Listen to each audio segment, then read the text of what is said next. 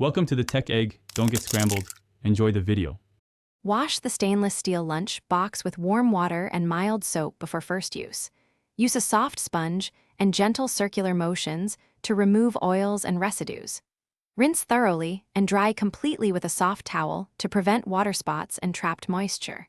Inspect the silicone seals and lids for debris and wipe them clean separately.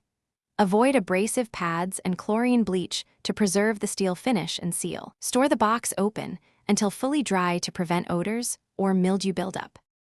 Cool hot foods to under 60 degrees C before sealing to avoid steam pressure buildup inside. Portion foods into separate compartments or small containers to keep textures and flavors distinct. Use silicone cups or small jars for wet foods, sauces, and dressings to prevent sogginess. Pack crunchy items on top to maintain texture and place heavier items on the bottom.